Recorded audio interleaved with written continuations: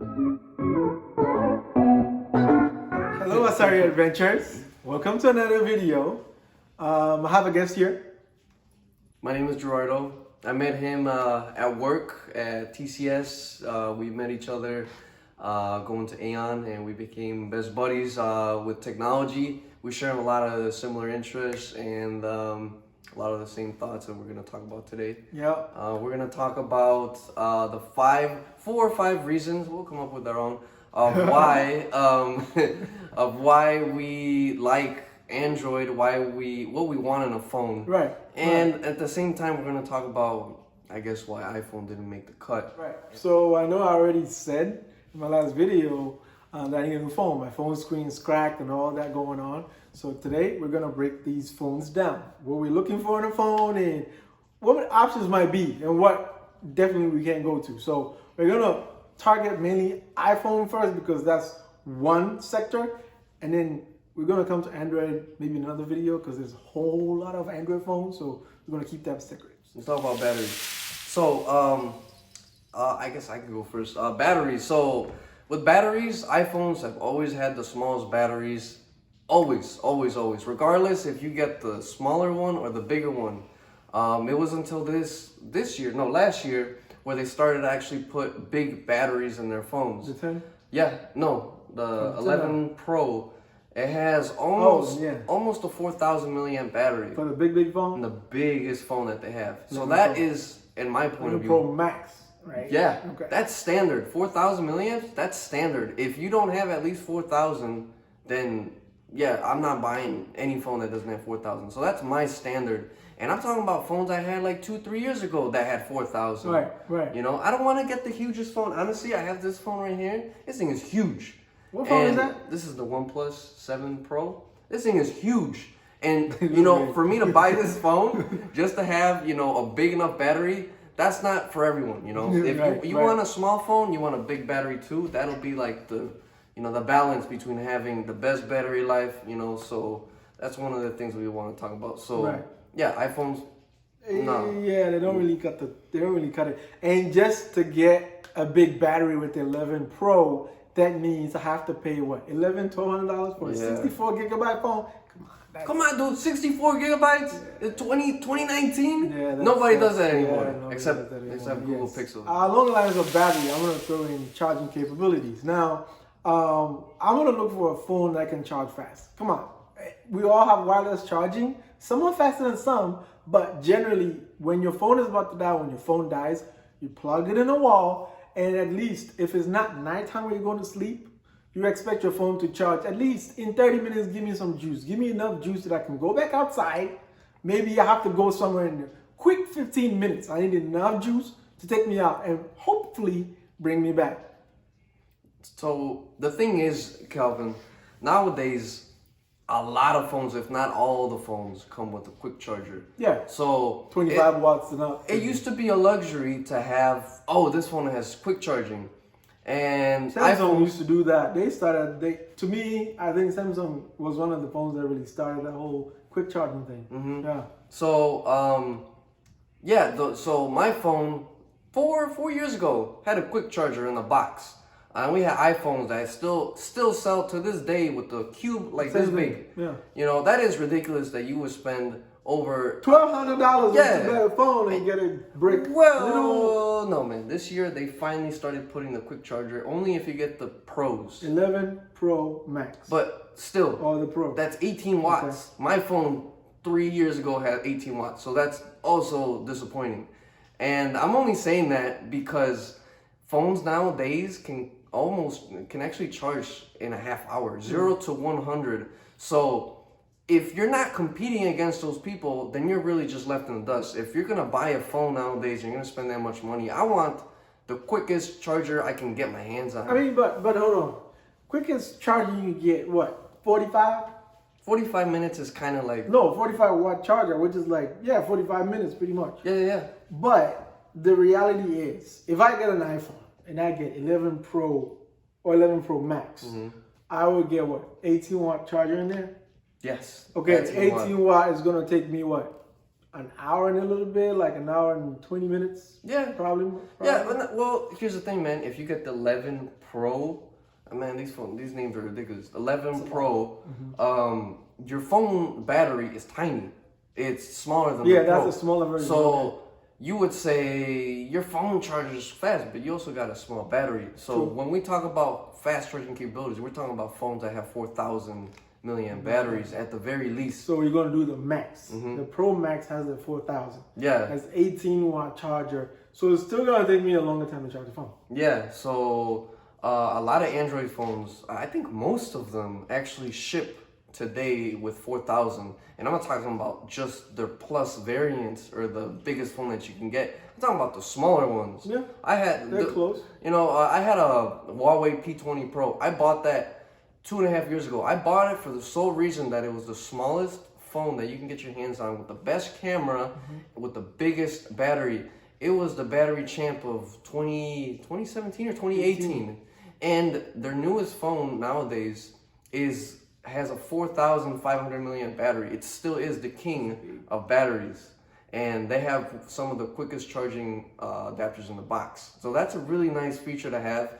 And when you spend a large amount of money and you have both of those and a good camera, you feel like your investment is great. Whereas, if I was a regular, user and I shopped for something like an iPhone, coming with a small cube with ridiculous battery life, and the cameras would be good. They'd be good. I'm not going to say they're bad, but my investment wouldn't be, We're not there yet. We're not the cameras yet. Let's just talk about the charging part. iPhone's chargers, they're so flimsy. Like, people buy new ones every 3 to 4 months. Yeah. And I've had the same charger since I got my phone. 2 years was December. So I had my phone for 2 years and a month. I have the same charger. It never broke. It still works perfectly. Because you could go to the Apple store and you could get one replaced, just hey, I didn't know people could do that, but apparently a lot of my friends who do have iPhones have, I guess, have found that out because all their chargers break, so they just go to the Apple store and keep getting new ones. I don't have to do that, and I didn't have to discover that with my phone. Even if I had that, I would never have to go to the store because my charger is fine. It's not flimsy. I know. But at least iPhone. You buy quality. So if you're buying an iPhone $200 and it's quality box, quality device, I need all the accessories to be quality. Earphones, charger, the wire, the brick. I just need quality stuff. I went on vacation and I had a hotel. And I mean, come on, we're not going to be spending all day at the hotel. So we're using our GPS. We're taking a lot of photos. And we're just doing everything that we want to do in, a smart device. So my phone was the one taking care of the GPS, the one taking the pictures, the videos, the Snapchat, the Facebook posting. It was doing all of that. And by the end of the day, I came home to the hotel with 30%. In the middle of the day, I had, friends who went with me on vacation. They were fighting for the charger in the car, and they were not even the ones, using the GPS and all this. So the fact that I went through the whole day, and actually got to enjoy taking all these without conserving, I can't take videos or let me borrow your charger. Let me borrow your charger because my phone is, if you ever see an iPhone user, you'll see one or two things, they either, they always have one of those little portable chargers or they'll have the little cube in their hand because it's just ridiculous. So the camera, a lot of phones are getting really good with cameras and we gotta be pretty, it's pretty good nowadays. Realistic. Nowadays, it's not such a big thing about the difference in cameras. It's where they actually shine is night photography. Yeah. So some phones can take really good pictures at night, and some, you'll see their defects, right? So Calvin, he wants a best camera that you can I had a Pixel for that reason. So he loves taking pictures, and me too. Actually, I've grown to be able to rely on my phone to take good pictures. And if I don't have, something that's good, then I'm going to be kind of ashamed of posting it on social media. Right. Or the filters still don't work. Even just sharing it with my friends, if it's not good, I don't want to share it. And, that's kind of the biggest fail for me in a phone. If it has all the features that I ever want, but it doesn't have a good camera, to be honest, that's kind of a killer feature for me, and I cannot get that for me. So I've recommended a lot of phones to Calvin, and trust me, every time you kind of like the camera just doesn't work, because I'm gonna do my research, look at the reviews and look at the pictures they take and the comparisons they did, and it's like it's not working. I mean, this time I'll tell you the truth. The first two categories, iPhone kind of tanked, but at this point I'll tell you the truth. To me, for an Android user, I'd give cameras to iPhones, because when I say camera, I mean the module in the back. So I don't just mean opening camera app and just going to photo. I mean the video and photo. Now they have night mode too as well. So they're not behind as they were kind of slow on that. Yeah, they were very slow. They just pretty much just started. And even that, you don't have a night mode option. You take a picture, and if it's nighttime, it alerts you that it can take a night mode video. I mean, a night mode picture. It doesn't have a button where you push night mode or nightscape. Yeah, it wants to do it when it wants to, and when it thinks for you. It thinks for you. So that's not cool. I want to be able to choose when I want to take a night. So there's phones like the Pixel. It has if it detects if it's night, it will let you know. It'll let you know. You click on it. It's But then again, it has night mode as well. It has night sight as well. So you can choose to do that, or it tells you. And sometimes when it tells me, I can ignore it because I don't think it's dark. So you can choose. You don't have to work with the phone. So with iPhone's way of doing it, yes, it might not be the best way to do it. I wish they would just put a button there. I mean, hey, I'm the user. I tell the phone what to do. It shouldn't really tell me what to do all the time. Like, I'm smart. I'm a smart person. So videos, to me it's king. Like, they're good at it. They have 4K, and they have HD, 30 frames per second, 60 frames per second. I mean, it's clear, it's good. They've always been the best at video. Now, pictures where there's more competition. It's Huawei, Pixel came in the picture. It's still in the picture. Samsung is also there. I mean, now there's other phones on the market which have like 5 cameras and stuff. They do good in bright light, like Gerardo said, but then again, when it comes to dark mode is when you see the best, the best pictures and the best cameras in there. So for one, I guess we'll give iPhone one out of 3. 1 out of 3. So I mean, come on.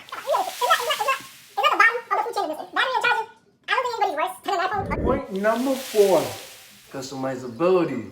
So as we hinted earlier on camera, iPhones, they do stuff for you whether or not you want to or not. You have to live with it. You know? And you take a it's what it picture, it's what it is. It's what they want you to do. It's the way they design it for you to do. Me, I don't like the camera app. I can get a different one from the store, and I could replace my whole camera UI, and I could like it the way I am. I don't like messages. But actually, that's actually a true story. I don't like the stock messaging app. And Calvin is always asking me, what app is that? What app is that? And I tell him I use this app because it's the Swiss Army knife of messaging apps for me. Because, you could do so many cool things with this. And I don't know if a lot of people know, but if you get a third-party messaging app from like the Google Play Store, you can do a lot of cool things like scheduling messages. So, let me give you a good example, but you guys shouldn't do this. You guys should do it, when it's an emergency, right? So if it's someone's birthday, for example, right? You want to be that person to be like, I'm gonna text this person at midnight to show them how much I care. I could be the day before, like, I'm gonna schedule this message to send at 11:59 to this person automatically. Okay, set. And then look at. I don't actually do this. I'm just giving an example. He does it. No, I don't. I don't. I actually call them. I don't message them. But cool stuff like that. Or there was another time. Actually, I used this one. This is a better example. So if you want to tell someone a message, but it's like nighttime and maybe they have their phone on ringer, maybe they don't. I don't want to risk waking this person up. So I'll just schedule it to send first thing in the morning, a good time, 9 a.m., 10 a.m. They'll be up by then. They'll get my message, Doesn't matter if I sent it that time or not. at least I don't have to risk waking them up, right? Right, So I can okay. do something like that. It's features, right? I want to be able to, Customizability. yeah, I want to be able to do stuff I want, tailor it to my experience, Right. So I root my phones because I want to open a lot of opportunities as far as what I can do with my device. My device, my phone, is my computer. Right. And if I want to, be more advanced, we're both software engineers. We're a little Right. bit more advanced than the regular user. If I want to do something, I want to be able to do it with my phone. And if I can't do it with my phone, That's having a problem. restrictions, Apple puts a lot of restrictions on their cell phones. A whole lot. And some of them just don't make any sense. One of the things that really bugged me when I first got an iPhone, I used to be an iPhone person, by the way. Back iPhone 3, iPhone 4S, and iPhone 5. I know you guys know what iTunes are, and I know you guys do not like iTunes. I hate that. Why does Apple have to tell me how I can put music on my phone? I want to just be able to plug it on my computer and drag a file onto my phone. I am not stupid. Listen to my music. I can do that. Okay, it doesn't take someone smart to do something like that. That I had to jailbreak my phone, my iPhone, to be able to get that capability. I had to jailbreak my iPhone to do a lot of things that Android phones had out of the box. Right, customizability. And that is how I led to actually getting an Android device after all, because a lot of the things I jailbreak my iPhone for was things that I already had the capability of doing on a phone I just got out of the box. I'm a customizing user. I don't use what people give me, just like that. I want to be able to. He's complicated. I'm not complicated. I like to go up and about liking the things that I use, right? So customizability is very important. Let me put customizability in this format. In my eyes, my vision. Okay, I look at a cell phone as a mini version of a computer. Okay, when you turn your computer on, you have your home screen, right? On your home screen, your desktop, you can choose to do what you want to do on there, put what you want to do on there. The stuff, your to-go-to things are on your home screen, your desktop. Now, everything else, everything you download, your games, your office tools, your whatever applications you have are in your app menu. So when you need them, you bring them up, you choose what you want, it goes back down. If you want to keep something, you stick it on your text bar, or you just create a shortcut on your home screen. Okay, so a mini version of that is my cell phone. That's how I use my cell phone. So if I turn my phone on, I want my home screen where I pin apps that I need on there, or I put my sticky notes on there, just like a computer. I put my sticky notes on the front of my screen, and then my app drawer, that's where all my apps come up. So if my phone cannot be a replica of my computer, I can't live with that. I can't just live with the phone. When I turn the phone on, it's pretty much all my apps. I don't have a home screen. I can't really pin anything there. Like, it's there. All I can do is create a folder and put stuff in there.